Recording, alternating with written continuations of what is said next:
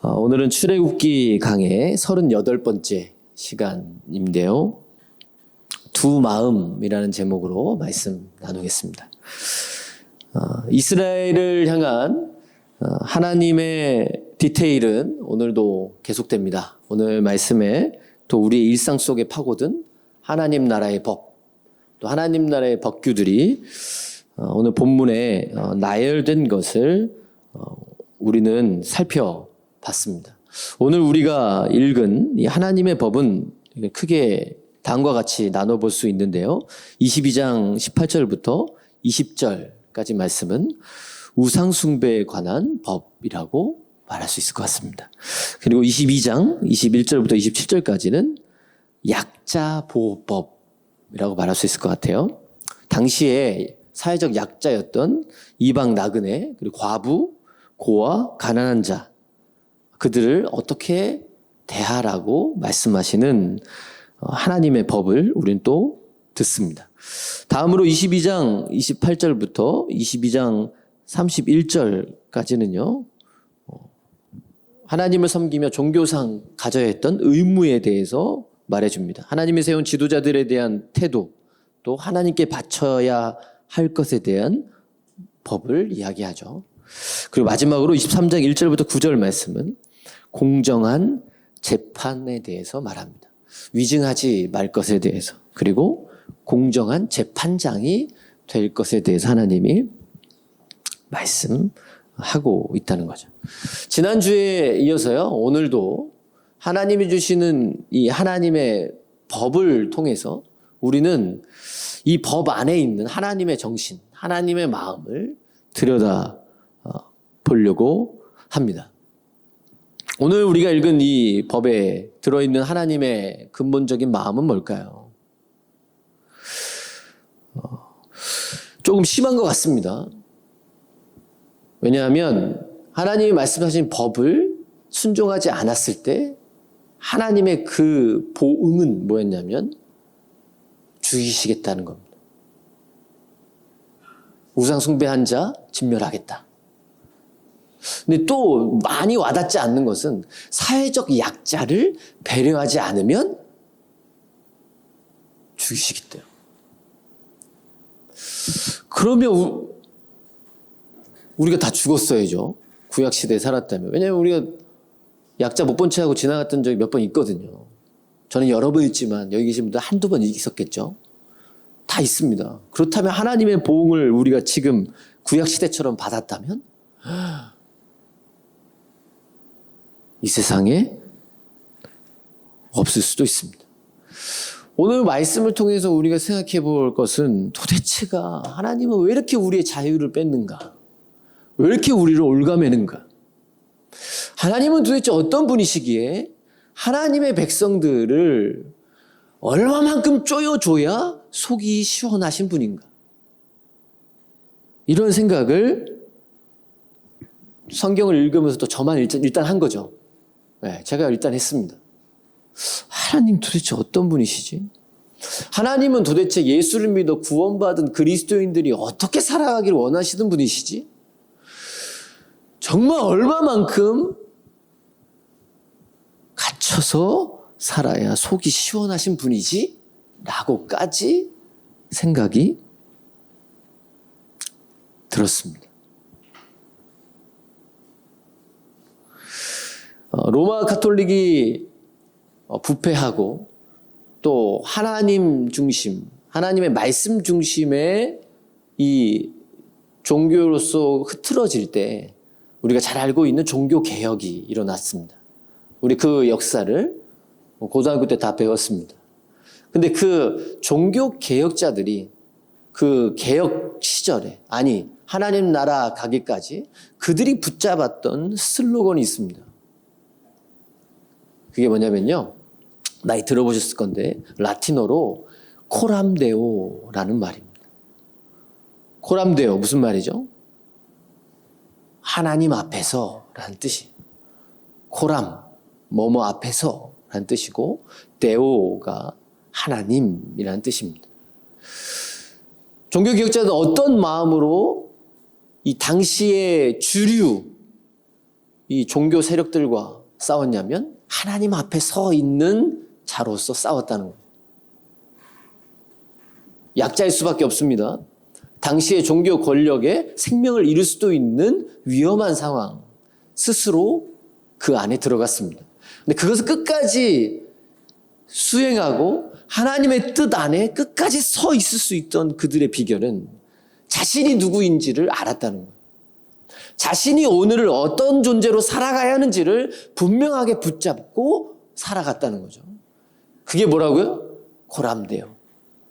나는 오늘도 하나님 앞에 서 있는 존재다. 나 혼자 자유롭게 서 있는 사람이 아니라 하나님 앞에 서 있는 존재다. 내가 집에 있든, 내가 일터에 있든, 내가 교회에 있든, 내가 오락실에 있든, 내가 노래방에 있든, 내가 누군가의 뒷담화를 하고 있는 이 수다 현장에 있든, 내가 누구냐? 하나님 앞에 서 있는 존재다. 그런 자기 인식 속에서 살아갔다라는 거죠. 오늘 우리에게 주어진 하나님의 법을 통해서 우리가 이제 생각해 봐야 할 주제가 바로 이겁니다. 우리가 누군가? 오늘을 그리스도인으로 살아가는 내가 도대체 어떤 존재인가? 우리 또한 종교개혁자들이 그렇게 붙잡았던 하나님 앞에 서 있는 자다. 하나님 앞에 서 있는 존재가 바로 우리다라는 겁니다. 왜냐하면 오늘 본문에 하나님이 우리에게 주시는 이 명령들을 보십시오. 대표적으로 사회적 약자, 굳이 돌봐야 하나요? 목숨 걸고 그들을 지켜야 되나요? 또 질문 드리고 싶습니다. 23장에 나오는 5절에 보면 내가 만일 너를 미워하는 자의 나귀가 짐을 싣고 엎드러짐을 보거든 그것을 버려두지 말고 그것을 도와 그 짐을 부릴지니라. 자신을 미워하는 자, 원수 같은 자의 어려움을 보고서 도와주라고 명령합니다. 그거 꼭 해야 되나요? 안 하면 안 되나요? 내키지 않는데? 우리 감정이 허락하지 않는데? 미워 죽겠는데? 적극적으로 해를 끼치지 않으면 다행이지.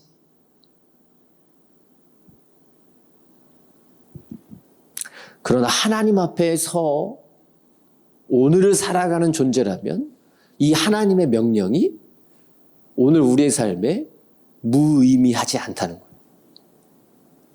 우리와 상관없는 그 어떤 명령이 아니라고 하는 거죠. 왜라고요? 우리가 오늘도 하나님 앞에 서 있는 존재이기 때문에. 하나님 앞에 서서 살아가는 존재에 두 가지 삶의 태도가 있습니다. 오늘 이것을 우리가 구체적으로 살펴보건데요. 첫 번째는요. 하나님 앞에서 오늘을 살아가는 존재는 하나님의 주인됨을 믿는 자입니다. 뭘 믿는다고요? 하나님의 주인 되심을 믿는 자입니다. 하나님의 주인됨을 믿는다는 것은 오늘 나를 인도해가는 하나님의 인도하심을 신뢰해요.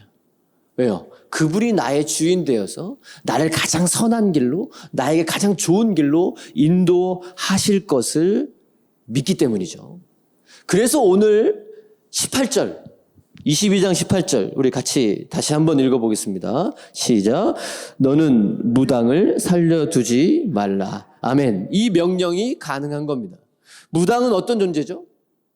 무당은 신과 인간 사이의 대리자 역할을 하는 존재입니다. 실제로 이스라엘의 역사 속에서 하나님과 이스라엘 백성들 사이에 하나님의 뜻을 더 뭔가 구체적으로 뭔가 현실감 있게 알고 싶어서 무당들을 초빙했습니다. 많이 닮아 있죠? 우리나라의 옛 모습과. 우리 가정에 뭔가 저주가 있는지, 또 우리의 내 삶에 뭔가 뭐 나쁜 게 뭐 있는지 그거 알아보려고 구판을 벌이기도 하잖아요. 근데 하나님이 하나님과 인간 사이의 무당의 존재 100% 부정하셨습니다. 두지 말라는 거예요. 하나님과 인간 사이를 연결할 수 있는 구약 시대의 존재들은 누구였죠? 하나님이 세우신 지도자, 모세, 또 선지자들, 또 예언자들, 사사들, 그들이 하나님과 이스라엘 백성들 간에 다리를 놓는 자들이었습니다. 그러면 오늘 우리에게 우리의 삶에 하나님과 나의 대리자는 누굽니까? 예수 그리스도. 우리 히브리서 말씀을 통해 잘 알고 있습니다. 우리의 유일한 대제사장 되신 예수 그리스도. 그분이면 충분합니다. 그분을 통해 우리는 하나님을 볼 수 있고 예수 그리스도를 통해 하나님의 뜻을 발견할 수 있고 예수 그리스도의 가르침과 예수 그리스도의 삶을 통해서 하나님이 우리에게 무엇을 원하시고 우리가 어떤 선택 속에서 살아가길 원하시는지 그분이면 충분합니다. 근데 제가 지난번에 한번 말씀드렸었는데요. 제가 특이한 간증을 한번 들어본 적 있다고 그랬죠. 강남에서 잘 나가는 도령님 생활을 하셨던 그분이 예수를 만나가지고 지금 목사님이 되신 걸로 알고 있는데 그분의 간증. 제가 강남에서 한참 잘 나갈 때 귀신에도 급이 있는데 가장 높은 급의 귀신을 모셨던 강남 도령이셨습니다. 그분이. 돈을 막 쓸어 담을 그때 그분이 있었던 그 점집이 누구 단골이었냐면 권사님들 단골이었대요.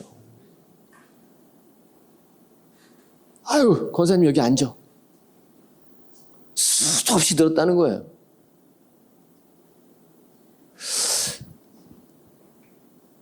왜 그럴까요? 왜죠? 하나님의 내 인생에 나라고 하는 존재의 주인 되심을 온전히 신뢰하지 않기 때문이에요. 우리가 믿는다 말하지만 조금 답답하거든요. 우리 인간의 시각에서 보자면 하나님의 말씀이라는 게 오늘 가다가 돌부리를 만날 건데 그때 오른쪽으로 터내라. 이렇게 써 있었으면 또 아침에 일어나서 거울을 딱 볼 때마다 하나님이 거울에 딱 립스틱으로 딱 써주시면 하나님 주신 음성이다.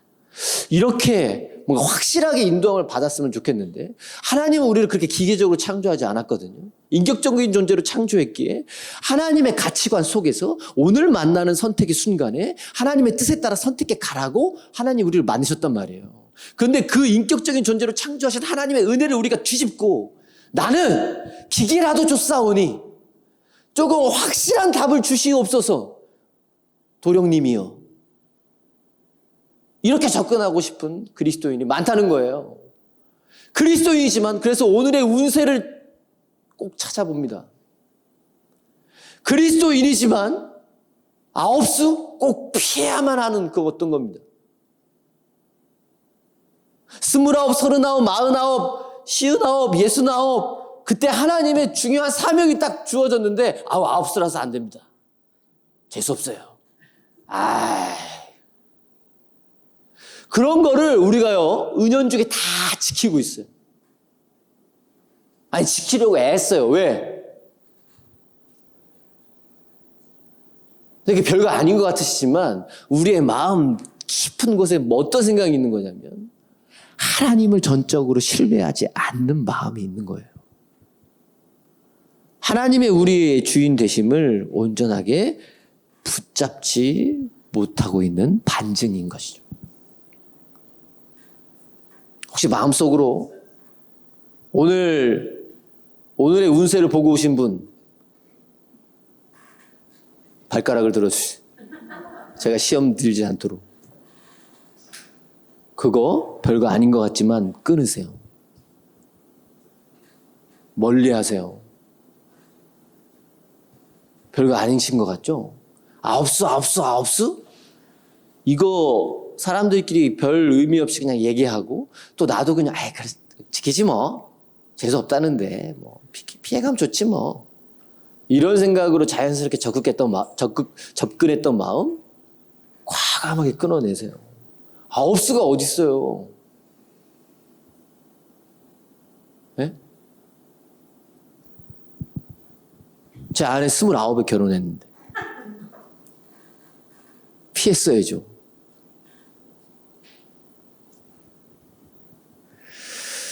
하나님이 우리의 주인 되십니다. 하나님이 우리의 삶 자체를 만드셨습니다. 그분의 손 안에 우리의 삶이 있습니다. 말도 안 되는 이 깜도 안 되는 것들에 마음을 빼앗기지 마십시오. 하나님의 주인됨을 믿는다는 것은 하나님의 인도하심을 신뢰하는 것이다. 그것이 첫 번째고, 두 번째, 하나님의 주인됨을 믿는 자들은 하나님께 드리는 것을 아까워하지 않습니다. 왜 그렇죠? 하나님 거니까. 오늘 성경을 또 다시 한번 읽어보겠습니다. 22장 29절 함께 읽겠습니다. 너는 내가 추수한 것과 내가 짜낸 즙을 바치기를 더디하지 말지며 내 처음 난 아들을 내게 줄지며. 아멘. 하나님께 추수한 것과 짜낸 즙을 바치는 것을 뭐라고 말하죠? 더디하지 말라, 주저하지 말라고 말합니다. 그리고 하나님 이상한 취미가 있으세요. 하나님은 첫 번째 거 좀 모으는 덕후세요. 첫째 아들, 첫 새끼, 요것에 대한 집착이 있는 분이에요. 그래서 성경에 보면 첫 번째 거를 자꾸 내놔라 이렇게 하시는 게 많거든요. 바치라고 말했습니다. 근데 그것에 대해서 주저하지 말라고 하나님은 명령하셨어요. 하나님께 뭔가를 드린다. 오늘 우리가 살아가는 이 시대가 물질 사회이기 때문에 이 물질 앞에서 작아지는 부분이 없지 않아 많습니다. 또 우리가 살아가는 시대가 또 자유경제 체제 시대이기 때문에 또 물질에 우리 삶이 많이 제약을 받기도 하죠. 그래서 우리는 수없이 그리스도를 살면서 다음과 같은 질문을 받습니다. 모든 것이 하나님께로 왔음을 나는 인정하는가? 내가 지금 소유한 모든 물질이, 모든 것들이 하나님께 주어진 것에 대한 인정이 우리 안에 있는가? 라는 거예요.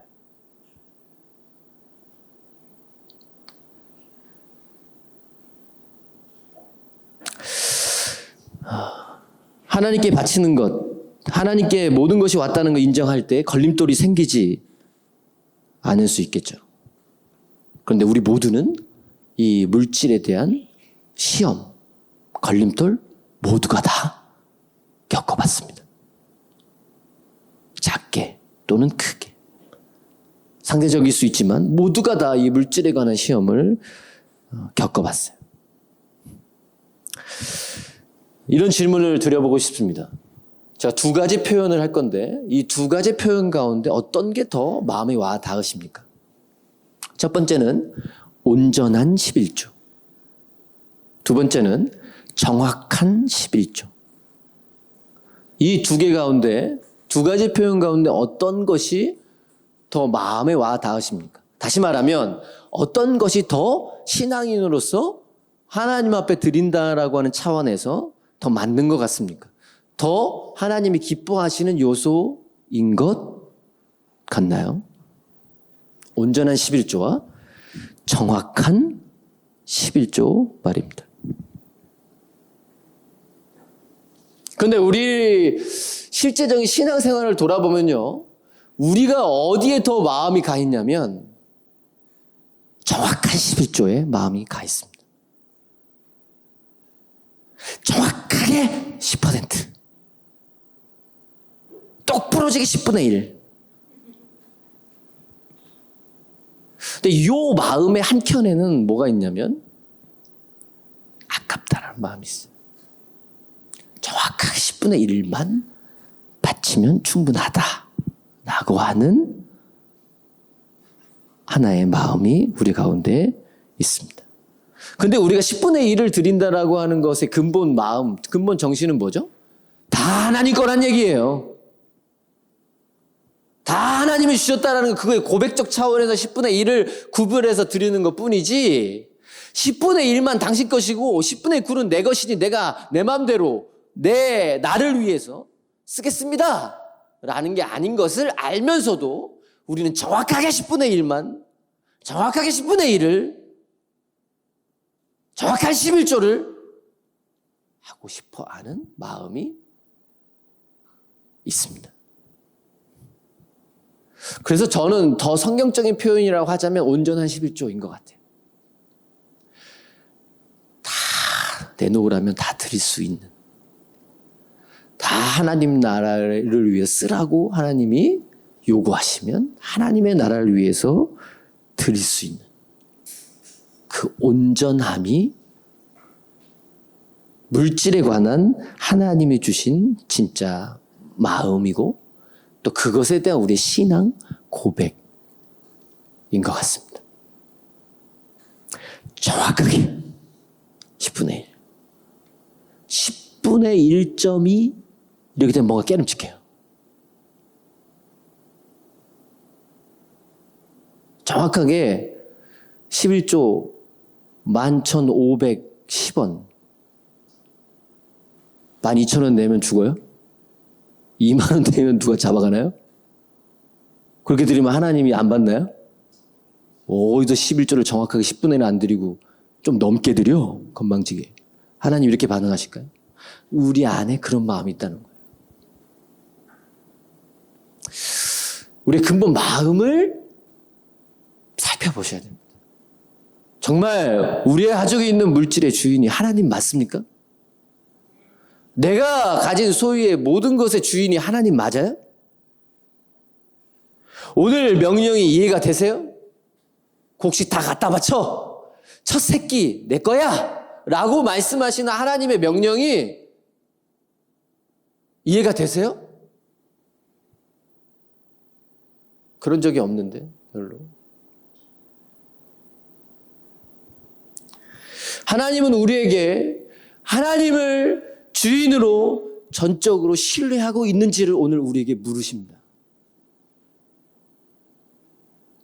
오늘 우리에게 이 법을 통해서 물으세요. 내가 정말 하나님을 주인으로 모시고 사는 사람인가?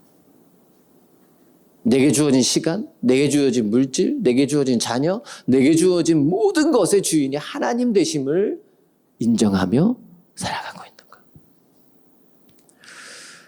그런데 살아가다 보면 하나님보다는 내 마음이 더 투영될 때가 많습니다.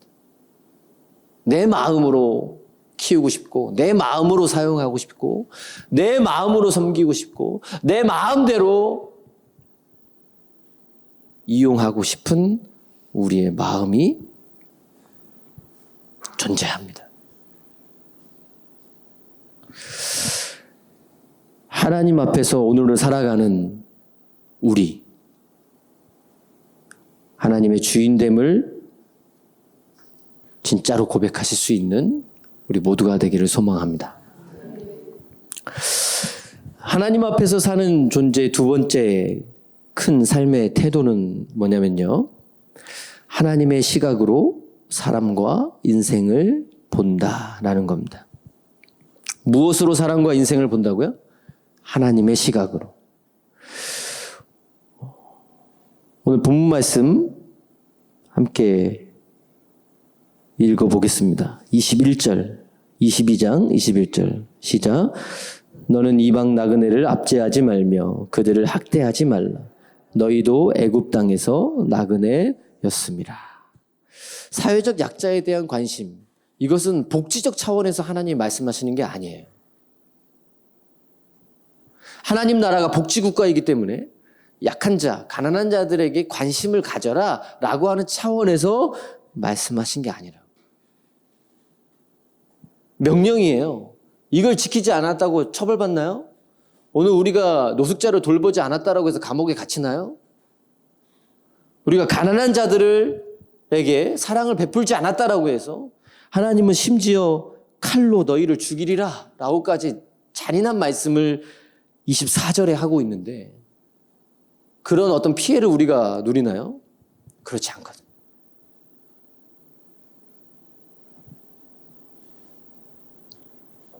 왜 사회적 약자에 관심을 가져야 합니까? 하나님 분명히 말합니다. 너희도 애굽 땅에서 나그네였습니다. 네가 누군지, 누구였는지를 분명하게 알라는 겁니다. 너희가 애굽 땅에서 나그네였다. 주권을 잃고 노예로 살았던 자들이었다.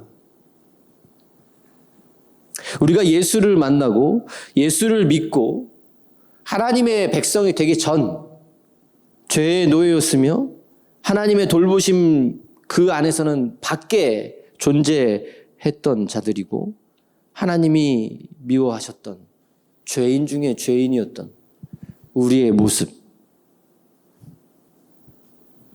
근데 우리가 아직 예수를 알지 못하는 자들, 또 하나님이 관심 있어 하는 사회적 약자들에 대한 우리 그리스도인의 관심이 있긴 있습니다. 근데 무관심한 하나님의 사람들도 있는 것이 사실이죠. 우리 로고스 교회도 외국인 예배가 있습니다. LEM 영어 예배가 있는데 주로 아프리카권 나라에서 이렇게 유학을 온 친구들이 와서 예배를 드리죠. 그들이 가지고 있는 특유의 냄새가 있습니다. 그들이 가지고 있는 특유의 모습이 있습니다.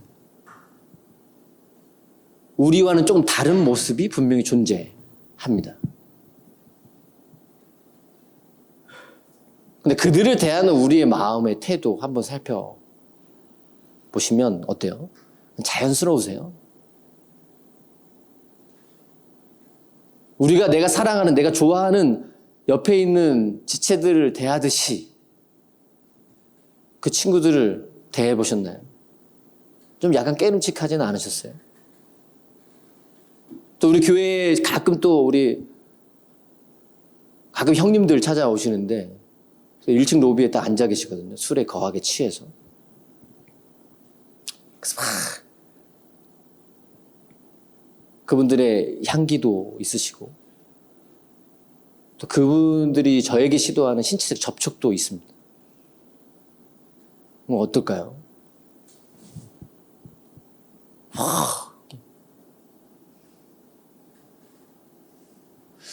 하나님을 믿는 자들이 하나님이 관심 있어 하는 약자들에 대한 그 마음을 갖는다는 건 되게 하나님 되게 당연하듯이 말씀하세요.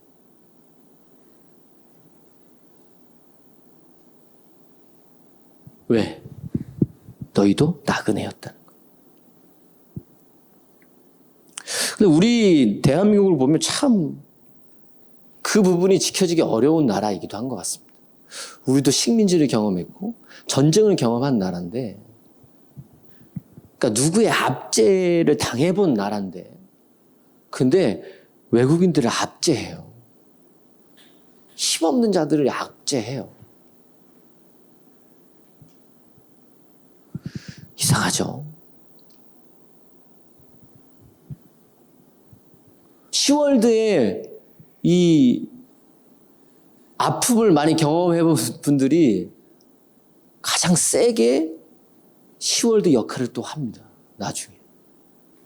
인간이라는 존재가 참 이상하죠. 본인이 당했으면 안 해야 되는 게 맞는 것 같은데요. 어찌 보면요.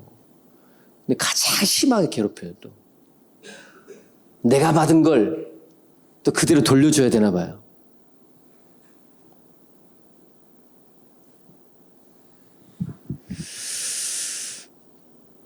왜 사회적 약자에 대한 또 관심을 가져야 됩니까? 27절에 보면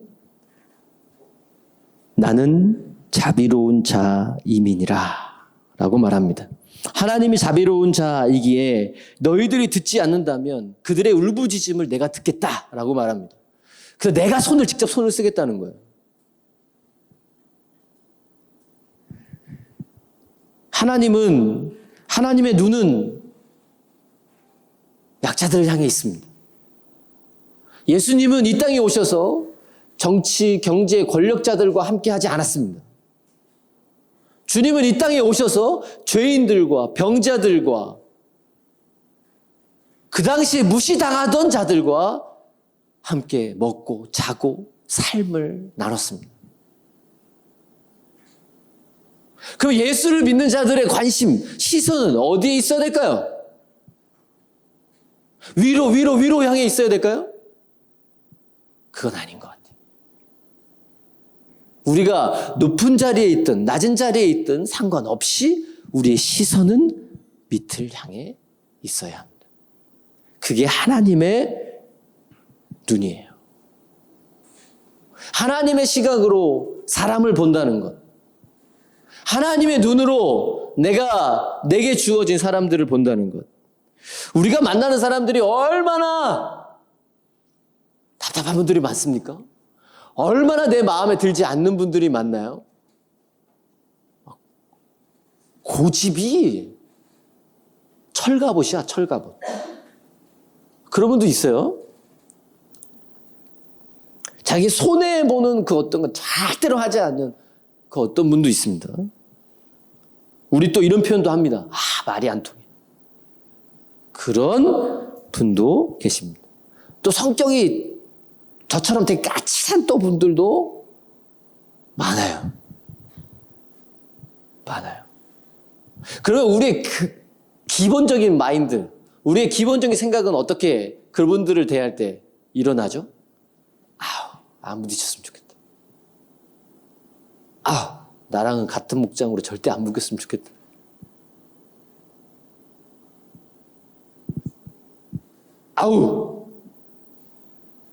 이런 마음이 1차적으로 생긴다는 거죠. 전 그건 인정합니다. 왜요? 자연스러운 감정일 수 있는 것 같아요. 근데 하나님도 그렇게 보실까요? 하나님도 그 사람을 그렇게 보실까요? 하나님도 그분을 그런 마음으로 바라보실까요?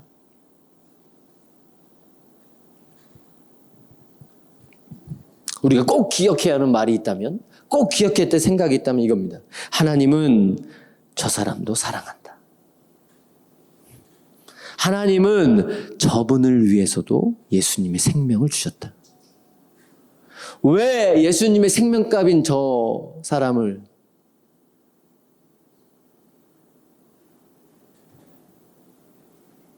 왜 영원의 가치로, 제로의 가치로 전락시킵니까? 우리가 무슨 권리가 있다고? 우리가 무슨 특권이 있다고? 하나님이 예수님의 생명값으로 여기시는 그분을 말입니다. 하나님이 그분도 사랑합니다.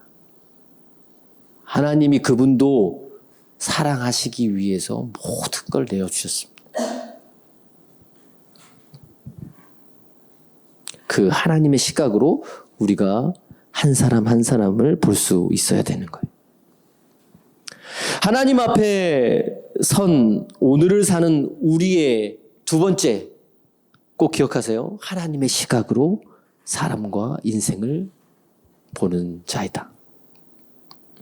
근데 오늘 우리가 생각해 볼 것은 바로 이런 것이죠. 하나님의 시각으로 본다라고 하는 게 어려워요. 이렇게 길게 나열된 하나님의 법의 기록, 성경을 보면서 우리는 어떻습니까? 그냥 건너뛰죠. 출애굽기 강해를 진행하면서 저도 2주부터 수많은 이 갈등 속에 말씀을 준비하고 있습니다. 건너뛰어보자. 도대체 이거 가지고 무슨 얘기를 해야 되냐? 네? 제가 막 자료를 찾고 책을 찾고 이런 부분에 대한 책은 거의 없어요. 또 자료가. 설교를 또 많이 안 하셨어요. 유명한 목사님들도. 이런 부분 그래서 다 건너뛰었어요. 도대체 나는 뭐 잘났다고 이걸 건드려야 하는가? 넘어가자. 아무도 그거에 대해서 저에게 비난할 분은 없을 것이다. 이런 생각을 저도 많이 합니다. 하나님 왜 이 법을 주셨을까? 다시 말하면 하나님의 시각으로 우리가 세상을 바라보고 사람을 바라보는 게 왜 이렇게 어려운가? 우리가 이 법을 읽을 때도 어렵잖아요. 왜 어려운 것일까? 이걸 먼저 우리가 들어가 보자는 거죠. 첫 번째는요, 자연 상태의 우리의 모습이 선하지 않기 때문입니다. 우리 있는 모습 그대로 자체를 보면 악해요. 그렇기 때문에 하나님의 시각으로 누구를 바라본다? 그래서 어렵습니다. 우리의 시각은 이미 죄로 가려져 있어요. 우리의 영적인 눈은 이미 때 묻어 있어요. 그래서 사람들이 자기의 옛 모습을 기억하려 하지 않아요.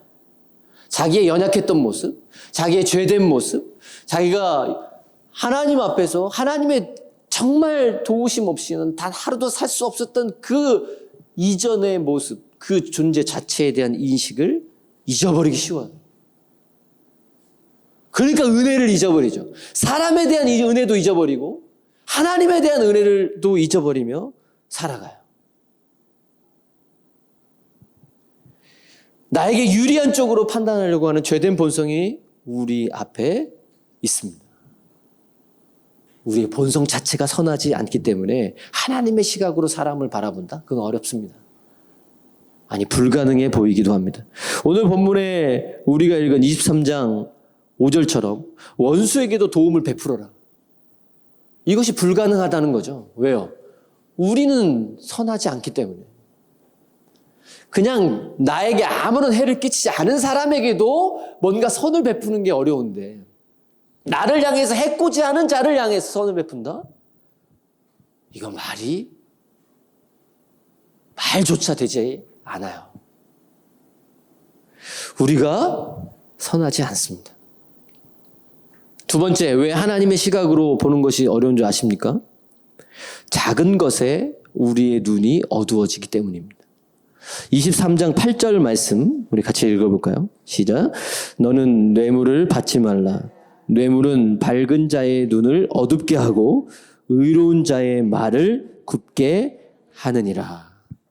무슨 말입니까? 재판장들을 향해서 정직하게 정의를 행하라고, 그렇게 재판하라고 하나님이 법을 주셨습니다. 그런데 그 구체적인 내용 가운데 뇌물을 받지 말라고 합니다.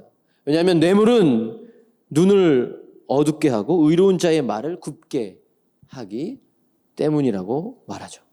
작은 물질에 우리의 마음을 뺏기기가 쉽습니다. 제가 교육 전도사 시절에 풀타임이 아니니까 세상적으로 얘기하면 이 말이 맞는지 모르겠어요. 그냥 경제적인 논리로만, 체계로만 얘기하면 알바 같은 거거든요. 파트타임, 소위. 괜히 영어를 써서 파트타임에서 좀 달라 보이긴 하는데. 근데 교육전도사끼리 모여서 우리도 인간인지라 막 사례비를 논합니다. 너 얼마 받냐? 그런데 거기서 저는 핵심을 봤잖아요. 우리가 일희일비하는 이 내용이 5만 원 내외예요. 이야, 너 많이 받는다. 어우, 나는 왜 이렇게 적어? 이 갭이 얼마라고요? 5만 원 내외예요. 이 5만 원 때문에 야, 너는 좋은 데서 사역하고 있다. 야, 너는 왜 그런 데서 사역하고 있냐? 막 이따위 소리를 하고 있어요. 사람이 이 작은 물질에도 마음을 뺏길 수가 있다는 것을 저는 너무 이 현장에서 확인해요. 그래도 하나님의 나라를 위해서 사역하겠다라고 헌신한 자들의 이 모습, 이 정말 말도 안 되는 모습을 보십시오. 5만 원 때문에 와! 5만 원 때문에 아휴! 이러고 있는. 사람이 이렇게 간사합니다. 사람이 이렇게 작은 것에 흔들립니다. 사람이 작은 것에 눈이 흐려집니다. 어떤 것을 선택해야 하나님이 기뻐하실지 이것마저도 왔다 갔다 해요. 그렇기 때문에 하나님의 눈으로 내 삶의 자리와 내 모습과 내 옆에 주어진 지체들을 바라본다는 게 그래서 어려워요. 그래서 쉽지 않아요. 작은 것에 흔들리거든요. 내가 정말 마음에 안 들어하는 그 한 사람 한번 떠올려 보십시오. 정말 매일같이 와서 여러분의 이 목에다가 칼을 대고 너 죽여버릴 거야. 그런 사람들을 미워하는 게 아닐걸요. 나와 작은 핀트 하나 나간 그 한 사람을 죽이고 싶을 정도로 미워하고 있는 걸 거예요. 아닌 경우도 있을 수 있지만 대부분이 그래요. 우리는 작은 것에 흔들릴 수밖에 없는 존재입니다. 그래서 하나님의 눈으로 바라본다는 게 불가능해 보이기까지 합니다. 인정하십시오. 우리의 본성은 선하지 않다는 것. 인정하십시오. 우리는 작은 것에 흔들릴 수밖에 없는 존재라는 것. 자, 그러면 하나님의 시각, 하나님의 눈 어떻게 생기는 건데요? 어떻게 생길 수 있죠? 근데 우리가 성경적으로, 복음적으로 오해하시면 안 되는 게 하나님의 시각이라고 하는 건 뭔가를 막 해서 얻어지는 게 아닙니다. 하나님의 시각은 예수를 믿을 때 이미 우리 안에 주어졌습니다. 성경은 그렇게 말합니다. 뭐가 문제냐면 우리 화면으로 성경 말씀 같이 한번 읽어보겠습니다. 로마서 7장 21절부터 24절 말씀입니다. 그러므로 내가 한 법을 깨달았노니 곧 선을 행하기 원하는 나에게 악이 함께 있는 것이로다. 내 속 사람으로는 하나님의 법을 즐거워하되 내 지체 속에서 한 다른 법이 내 마음의 법과 싸워 내 지체 속에 있는 죄의 법으로 나를 사로잡는 것을 보는도다. 오라, 나는 곤고한 사람이로다. 이 사망의 몸에서 누가 나를 건져내랴. 아멘. 사도 바울의 고백입니다. 이미 예수 그리스도를 믿어 예수 십자가를 마음에 소유한 사도 바울. 그리고 전심을 다해 하나님 나라를 위해 하나님이 원하시고 하나님이 기뻐하시는 그 길로 달려가고 있는 그의 삶에 그의 깨달음은 무엇이냐면 내 마음에 두 지체가 존재한다. 이미 예수 그리스도의 십자가를 소유함으로 선을 향해 달려가는 지체가 있는 반면 내 안에 또 다른 법, 죄의 법을 쫓으려고 하는 또 다른 마음이 존재한다. 자신을 한탄합니다. 오라, 나는 곤고한 자로다. 예수를 믿어 이미 하나님 나라를 소유한 사도 바울이지만 이 사망의 몸에서 누가 나를 건져낼까? 라고 자신의 삶을 한탄해요. 예수를 믿은 자들에게요, 하나님의 시각은 이미 존재합니다. 근데 뭐가 문제냐면 같이 존재하는 세상적 시각, 죄의 시각, 그것과 싸우지 않는다는 거예요. 그냥 거기에 내어줘요. 세상 사람들과 똑같이 그냥 바라보고 세상 사람들의 시각으로 똑같이 바라보고 또 그들과 똑같이 선택하고 그들과 똑같은 관점으로 사람들을 바라보고 내 삶에 주어진 많은 것들을 바라본다는 거예요. 이게 싸워야 할 시각인데 이것이 내 안에 영적 전쟁을 해야 될 두 가지 마음인데 그냥 거기에 내 마음을 내어줘요. 그래서 이미 존재하는 하나님의 눈이, 하나님의 시각이 힘을 발휘하지 못하는 거죠.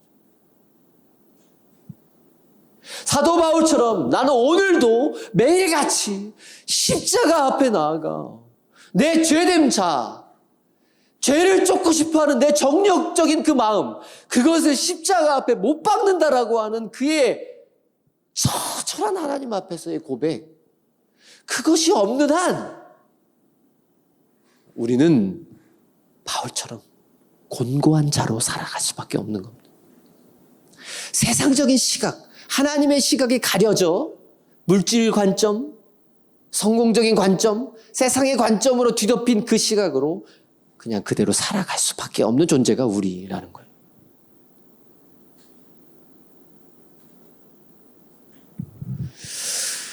하나님 앞에서 철저하게 몸부림칠 때, 그때야 십자가의 승리가 내 것입니다. 하나님 앞에서 이 영적 전쟁 안에 담대하게 들어갈 때, 그때야 비로소 하나님의 시각으로 볼 수 있습니다. 왜 우리가 지는 줄 아십니까? 싸움에 들어가지 않기 때문에 지는 거예요. 하고 싶지 않아 하기 때문에 지는 거예요. 싸움에 들어갔는데 약해서 지는 게 아니에요. 싸우지 않아서 지는 거예요. 이미 예수를 믿어서 예수님이 내 안에 존재하고 십자가의 능력이 내 안에 존재하는데 내 약점은 이거고 나는 원래 약해서 그렇고 그 예수님의 십자가의 능력이 과연 우리를 구원할 만한 능력이 있는 거 맞아요?